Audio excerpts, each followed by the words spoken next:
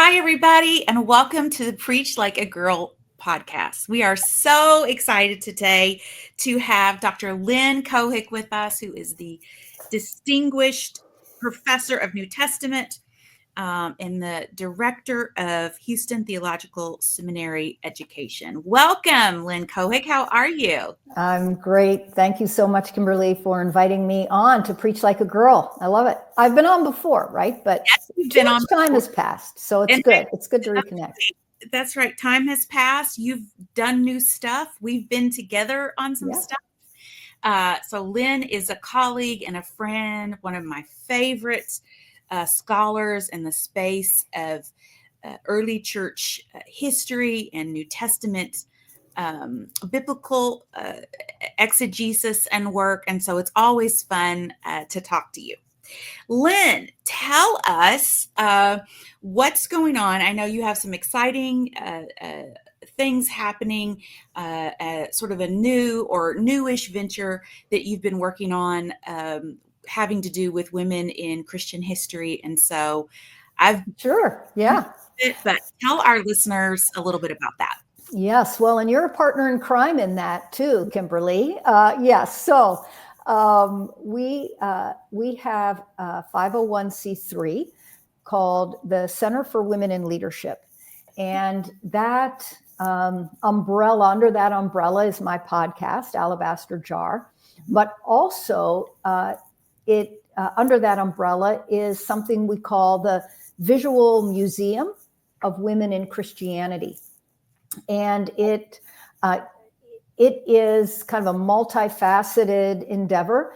We have a website that features women in the early church or artwork that depicts biblical women from catacombs, which is your favorite, all the way on up. And we go through basically the medieval period, I would say. Less so in information. So a lot of, our history, maybe we're up to 1400s, something like that, with Catherine of Siena, Clare of Assisi. Some of your listeners would be familiar with those names. So very important figures in the life of the church. And we try to feature artwork that tells their story, so that not only, a lot of people, so many women have said to me, why didn't I know about her? Why didn't I know? And sometimes it can make them a little angry. Like, why did the church, I've been going to church all my life. How come I never heard of the martyrs Perpetua and Felicitas, who made such an impact that Augustine, on the anniversary of their martyrdom, would give sermons, and everybody knows Augustine, but, they don't know these faithful women who, in their case, Perpetua kept a diary. So not only are they memorialized in mosaics in Ravenna, let's say, Italy, beautiful mosaics there, but her diary was preserved. Mm-hmm. And not expanded on, but preserved and then put in this story. So the last chapter, obviously, she didn't write. It was when she was in the arena and gave her life for her faith. But then annually, the church remembers her. Yeah. So this visual museum is trying to tell that story, but also show that story. And you know how important that is in your work in the catacombs. Mm-hmm. Yeah. So one of the things that I think I've learned from you and others in our field is really the import of art and imagery.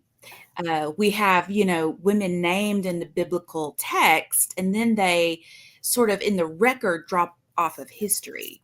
And one of the contributions, I think, of your work has really been to point us to those visual representations that then begin to tell the stories and fill in the gaps of those narratives that we might not be able to find in manuscripts, or it helps us pair back to manuscript evidence. That's right. Yeah. For the first time, this year I went to the Priscilla catacombs.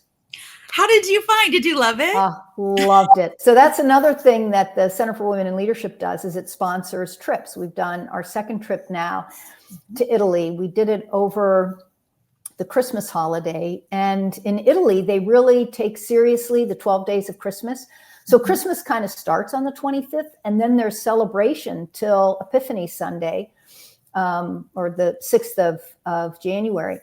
So one of the things that we were able to do was to go through the Priscilla catacombs. We had the most delightful guide, Sister Rita. Oh, she's a faithful believer and, so knowledgeable, and just seeing the art.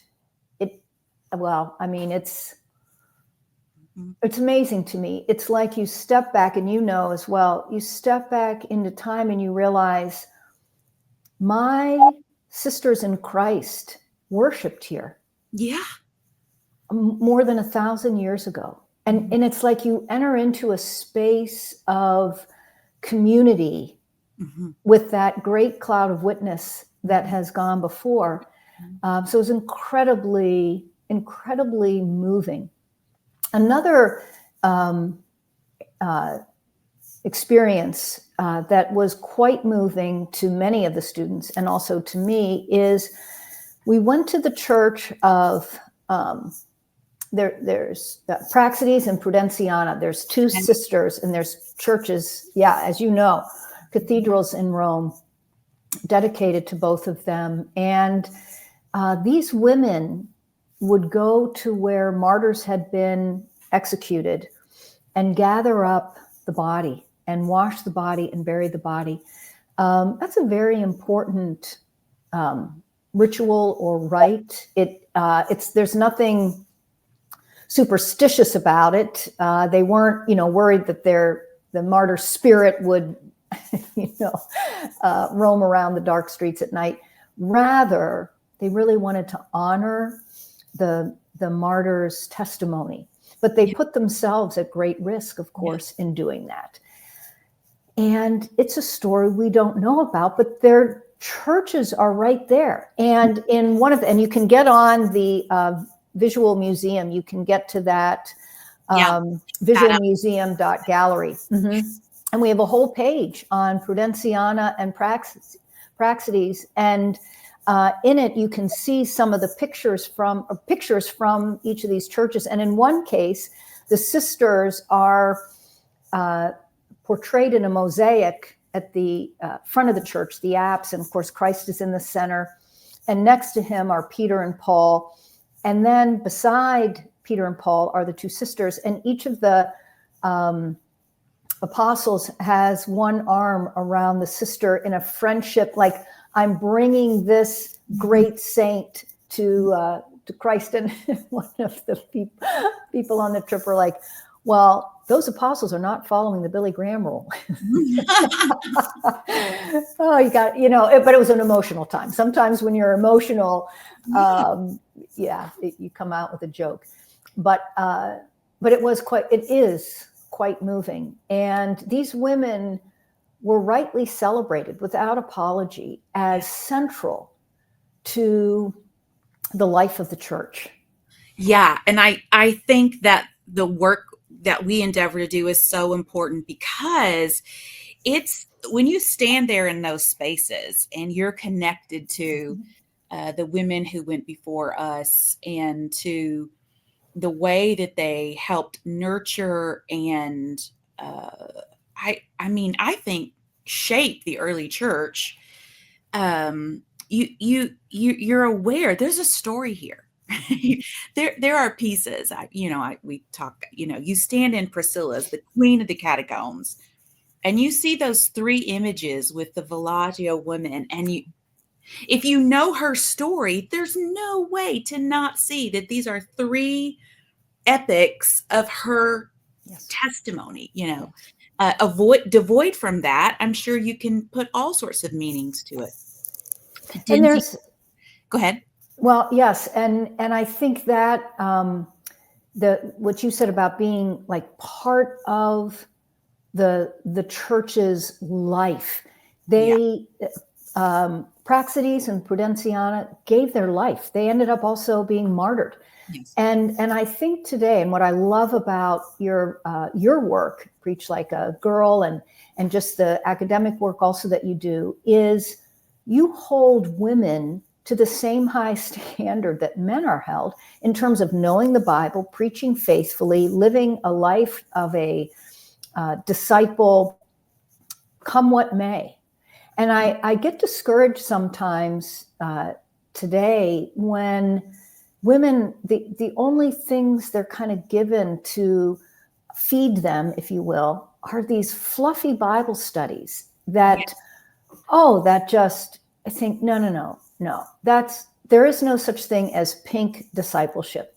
And if you look, that you can't help but see that in Rome, in Florence, in Assisi, in Siena, and of course, all other places. You go to Ireland, with St. Bridget. I mean, these women were in the age of the martyrs giving their lives. And then after Constantine made Christianity a legal religion, you had women who still put their life and reputation on the line. I think of Catherine of Siena. Yeah. She convinced Pope Gregory IX to come back to Rome. The history of the papacy is an interesting one. Should I just say it that way? Yes. And so at one point, the Pope was living in Avignon, France, and it was very important. Catherine of Siena and others in Italy felt that the Pope should return. So she went and talked with him, and he listened and was convinced and moved back to Rome. Yeah. I think that's so true. I mean, all through the story, the women are there. Their stories have kind of either not been recorded or recorded in different ways. And it's all just kind of lying there in the dust, ready for us to kind of shake it off and lift it up. I was writing yesterday about, how it is that these women also had homes to run and in many cases, husbands to answer and businesses that they had to attend to, children they had to nurture. And yet they stepped into this calling and lived it without we say without hesitation. Of course, we weren't there. Maybe they did, but they achieved. They held forward in what God had called them to do, and men listened. I mean, Pope Gregory IX listened. Saint Clare of Assisi, who was very much influenced by Francis of Assisi, a Pope also visited her in her convent or monastery and invited her to pray over the meal, over the bread. And when she finished her prayer, there was a cross that had been made, like indented miraculously in the bread. Mm-hmm. And that really touched me this time. I read that and I thought how good God is that he honored Clare of Assisi in front of the Pope. Yeah. By saying, I've heard you. Like, here is proof. I heard you. She was very, both Catherine of Siena and Clare of Assisi really focused on the Eucharist. And at this time in church history, and still among Catholics and Lutherans today, and some Anglicans, they think of the Eucharist as being the actual body and blood of Christ, miraculously changed. And even if you don't go with that, a doctrine called transubstantiation if you're Catholic, or consubstantiation if you're Protestant. But I think a lot of Christians, even if you're more of the Anabaptist or Pentecostal or whatever tradition, all of us realize this is a very special meal, and it represents what Christ did for us on the cross and is very special to us. But at this time, with Clare of Assisi, Catherine of Siena, it was really a very important part of their discipleship. and they focused on being nourished by Christ. Mhm. And I think we're not going to do it in the same way that they did, but just that sense of a daily nourishment of Christ. And at one point, Claire of Assisi, when the town itself was being surrounded by what they called Saracens, these were Muslims, just fighting things. Claire took a bit of bread that had been consecrated to be, the body of Christ, and she had it in a special container called a ciborium, and there's this army around her. There's Claire, who had been sick and yet still got off her little mat, walked out to the walls of her monastery and told them to go home, and held up the host and said, "Go home." And they did.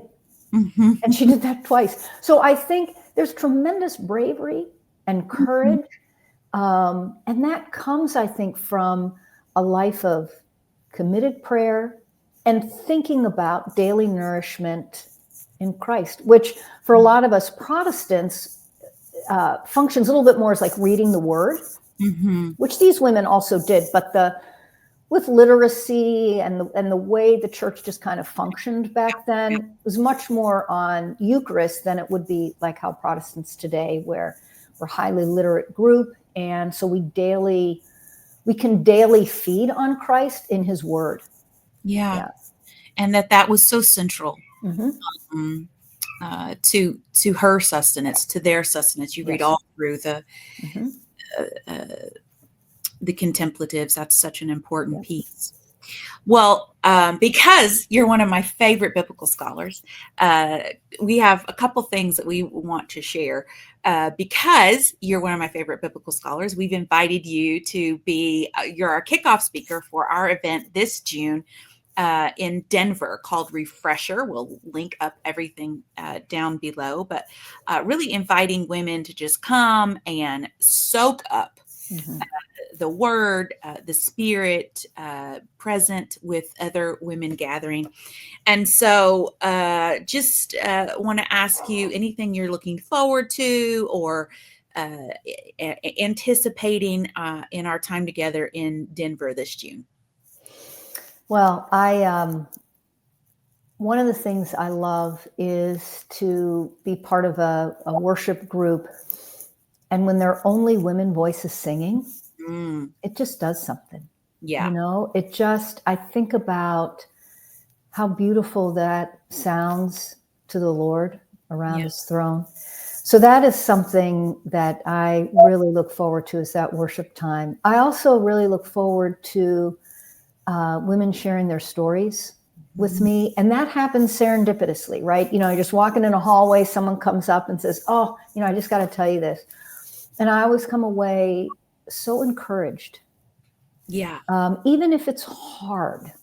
Yeah. It's like it'll be hard together. And as we do it together, maybe the load will be a little lighter as we share it. But so those are things that, aside from the program, which I always learn things from that and enjoy preparing. I don't know. I haven't really landed. There's a couple of things you and I can talk about. Like, what do you want me to talk about? But, all kinds of. Right. In terms of preaching, my gosh, I got to preach this weekend. I don't have everything, Yeah. I got some ideas. Yep. Well, our women are going to love you. They've, of course, been exposed to you.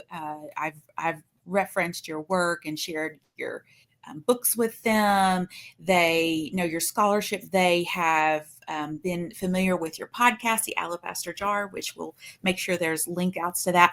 But we also have an event coming up even before June. Do you want to share a little bit about Believe the Story and what we have coming up in April? Yes, thank you. So again, this visual museum, one of the aspects of it is to gather women together for what we've called a symposium. Although one of the fellows that works with us, George Kalantzis, who you can tell is Greek, grew up in Athens. And he said, You can't use symposium. There's no alcohol here. Said, okay, we're not going back to Plato's time. Okay, it's not that kind of symposium. Come on. But anyway, we chose the word symposium because it's a gathering, right? It's a gathering of people, men and women, who are interested in the stories of women in the life of the church, biblical women, and how they're how teaching about these biblical women extended into the church. And a lot of times, the stories of these biblical women, like Mary Magdalene, for example, gets quite embellished, and always not in a good way.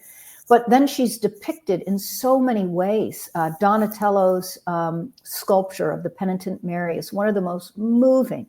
And also Giotto's, he has in the Church of Assisi, the big cathedral there, a series of the 7 main events that tradition has in Mary Magdalene's life. And Giotto is just an amazing, gorgeous artist.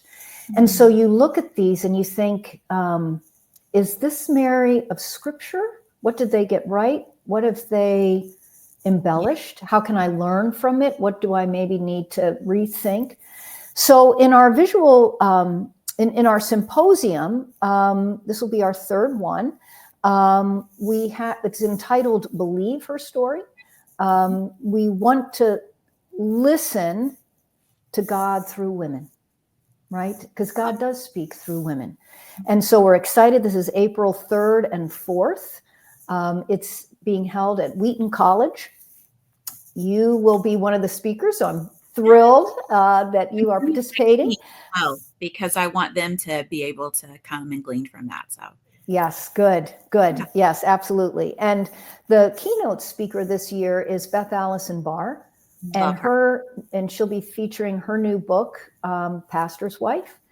And so we're very excited about that. And just one of the fun things that's going to happen is I read through her book, which will be coming out soon, I think next month. March or April? I can't. Is it March? I think it's March. Yeah, because this is April 3rd and 4th, and it'll have just been released. But as I was reading through it, one of the pre-pub kind of, looking through it, she mentions women across the history. I mean, she's a medievalist by training, right? So she's very familiar with the role of women at that time period. But she talks about catacombs as well. And I started going through just keeping a record of all the women that she mentions. And so the Visual Museum, we will release a special, I don't know if we want to say collection, that cites and shows pictures of art of all the women that Beth mentions in her book. So that's kind of fun, you know, you'll be able to believe her story, see her story, tell her story, you know, all those. And it's very important. Enough for my gratitude for the Visual Museum, just as a professor, as an educator, to have a source to go to look at, you know, incredible images of these women when we want to talk about them in class and those kind of things. So your website is really a great resource for the church and the academy. And I've been really, I've used it in my courses. Oh, that's so great. Yeah. So, yeah. All right. Well, I can't wait to see you in April. That'll be fun. We have 3 quick questions that I like to ask all of our podcast guests, because it just helps us sort of level the playing ground and hear some things about other folks who are a part of our legacy and story as we became preachers and teachers and leaders in the church. So, first question. Who would be a women preacher or ministry leader who's had a big impact on your life? I'm sure there are plenty. I'm sure there are many. Can you think of one who's had a big impact on you?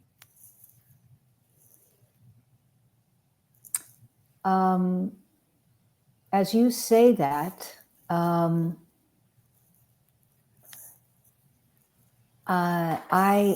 have to, I think the failure of anyone coming to my mind, I think, speaks volumes.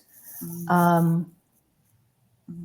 When we were in, when we lived in Denver, we went to a church that whose senior pastor was a woman, and that was wonderful. And she and I would meet for lunch, I don't know, every other month. And that was really special. But the women who have influenced me are women in the academy. Yeah. Because that's where they could serve. Yes. You know, and so I'm not picking from many women in ministry, so to speak, like from my church environment, but I can think of a lot in the academy. So yeah. Well, you know, go ahead, Nate, tell us some of those, because I think of that as a ministry too. So yeah. Oh yeah. Well, now I'm going to leave somebody out, you know. Of course. But people that I've worked with, like Sandy Richter, people that I've done life with for over 20 years, Janine Brown, New Testament, Sandy, Old Testament. People that I've done projects with, like Carolyn Kaminsky, she's up in at Gordon Conwell. Oh my gosh. And then I just think of all the women. Now, I mean, I will leave people out. You know, this is like the award ceremony. You need to have like this whole list of people. But I'm highlighting, I think, from like my time at Wheaton with, and all the women that I've just mentioned to you are my age. So there's a lot of women who are a little bit younger than me or a lot younger than me, who I also just love being around. But I would say, like with Janine, with Karen Jobs, who's retired now from Wheaton, Sandy Richter, Carol Kaminsky, we had a certain experience in the academy. It occurs to me too that you were tilling ground, you know. There weren't this there wasn't this plethora of women biblical scholars doing what you're now doing for those of us coming behind. So it was a different moment and a different dynamic for sure. Yeah. And it's important. I mean, I love your question because it really does highlight we don't do this alone. Yeah. We absolutely need each other, cross generation for sure.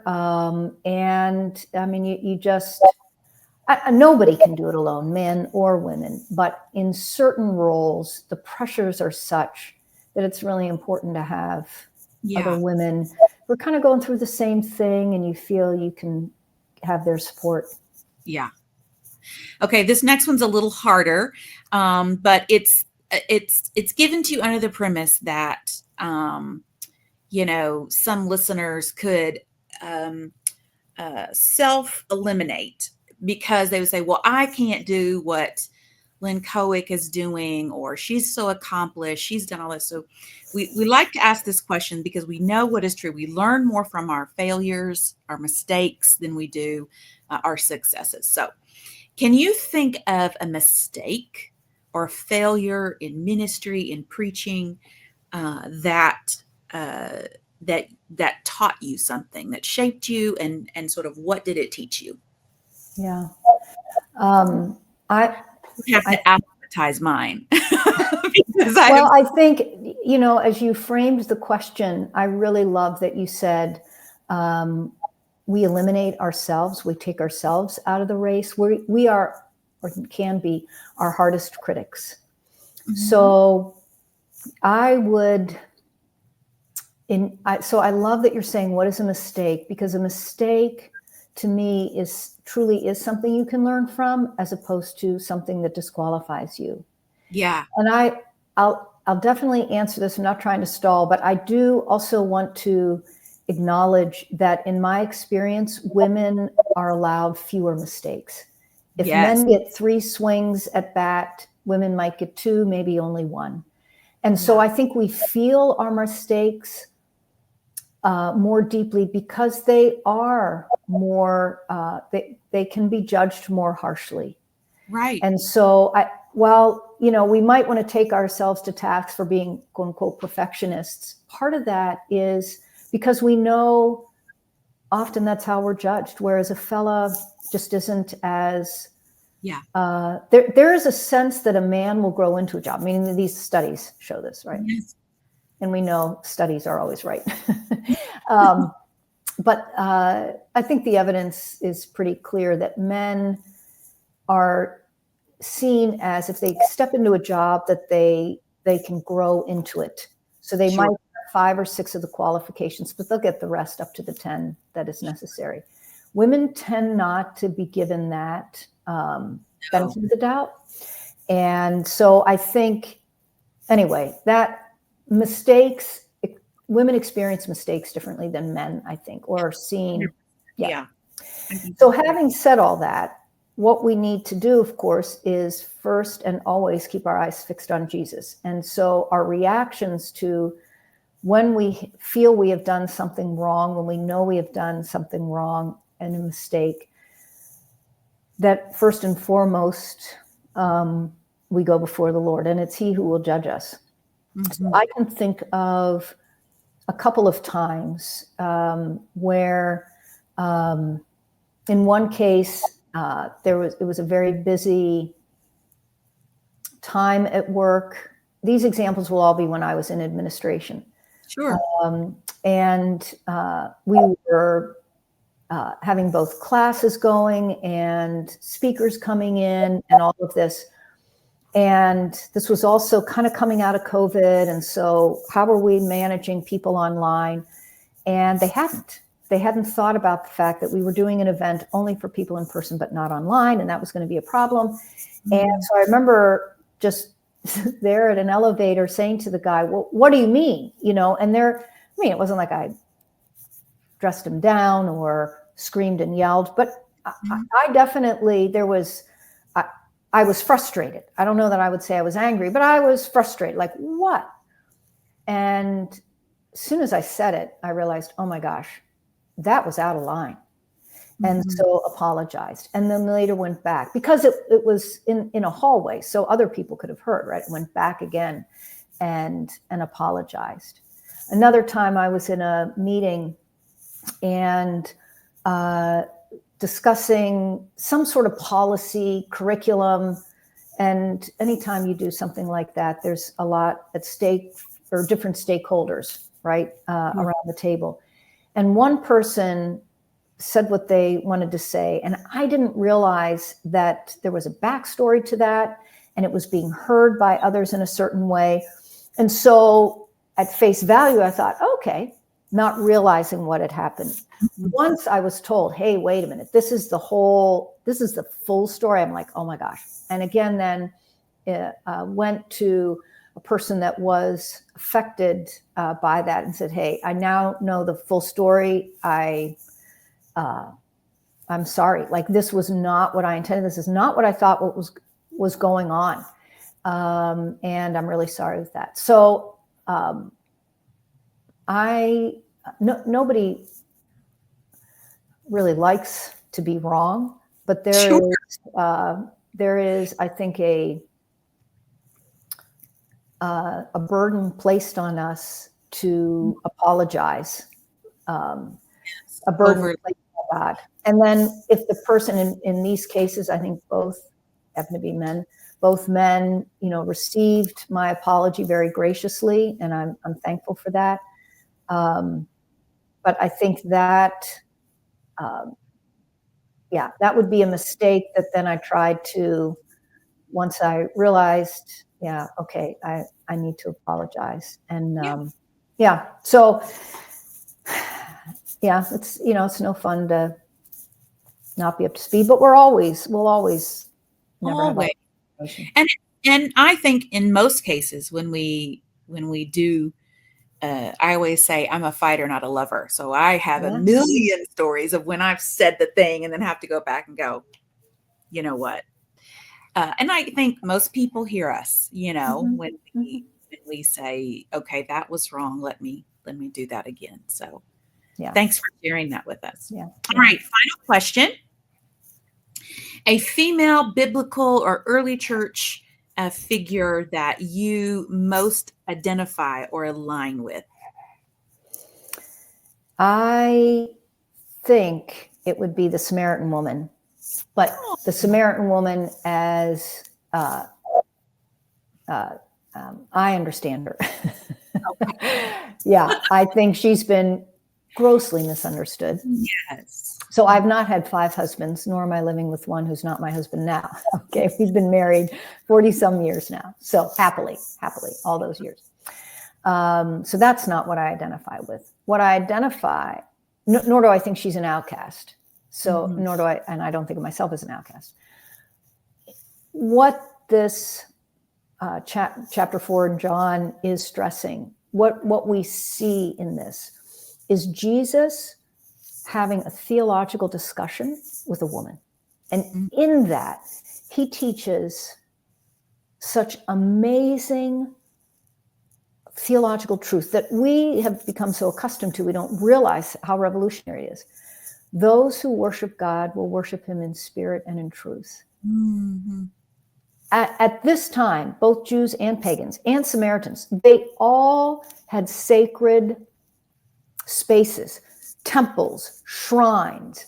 Yeah. That's where, and there were still animal sacrifices being done, which kind of necessitated this sacred space and a sacred altar, and priests, or in the pagan case, also female priests, priestesses, who did the rituals to affect whatever change they wanted. And of course, in Jerusalem, for forgiveness of sins and purity codes and all that. Mm-hmm. So for Jesus to say to her and expect that she would follow along, that there will come a time when all will worship God in spirit and in truth, is incredible. It's the longest dialogue in John. Mm-hmm. And she evangelizes her town and they all convert.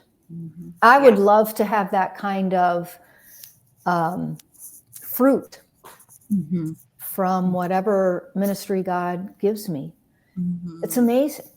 And so I think because I love theology, I love to study, and I see Jesus being totally fine with that, in the fact that he talks with the Samaritan woman about that. Yep. Yeah, I love that communion in that theological discourse, and that would be something that you identify with. Seems like it fits to me. Good. Dr. Lynn Cohick, thank you so much for being our guest today. I'm so looking forward to being with you April 3rd and 4th in Chicago at Wheaton. And then you'll be our guest in June at our refresher event in Denver. So can't wait to see you in both places. And we want our listeners to know we'll be leading a trip. We have 12 spots open for our study of early church women in Greece and Turkey, leaving this August 31st, 2025. So we'll put information about that. We want you to travel with us and experience those stories up close and personal. All right. Well, thank you so much, my friend. Thank you. Appreciate your time today. I know our listeners have enjoyed hearing from you, and I look forward to seeing you soon. Same here. Thank you so much. Bye-bye.